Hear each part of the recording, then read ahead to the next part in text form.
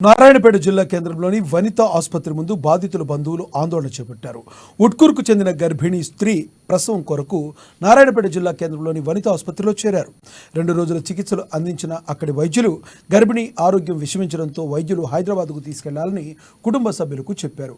ఓ private ఆసుపత్రికి తీసుకెళ్లగా తల్లితో పాటు పిల్లలు మృతి చెందారని, వైద్యం అందించడంలో నిర్లక్ష్యం చేయడంలో 2 మృతి చెందారని వైద్యులు వెల్లడించారని కుటుంబ సభ్యులు తెలిపారు.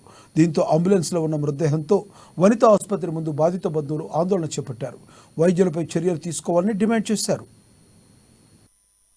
మేము హాస్పిటల్కి మస్తల్ నుండి తెస్తే డైలీ కస్టమర్ చూపిస్తుంటే దాని తర్వాత చూపించినాక మేడం ఏమని లోపల తీసుకుపోయి చూసినాక లేదు మీకు ఆపరేషన్ చేయాలి సటన్లీ, పిల్లలైతే చిన్న పిల్లలైతే ప్రాణం బతకది, పెద్ద పిల్లని అయితే నేను తల్లిని బతికిస్తాను, మీరు యా సంగతి జల్దీ డిసైడ్ చేసి మాకు చెప్పండి అని.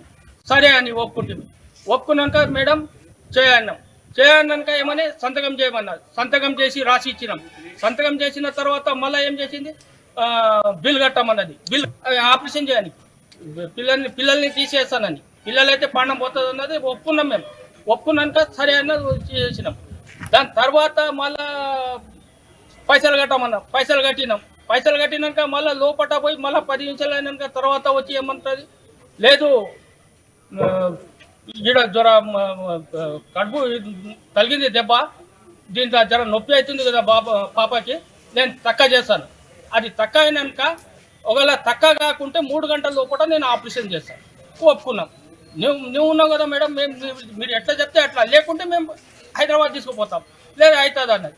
సరే ఒప్పుకున్నాక మళ్ళీ 3 గంటలు అయినాక తర్వాత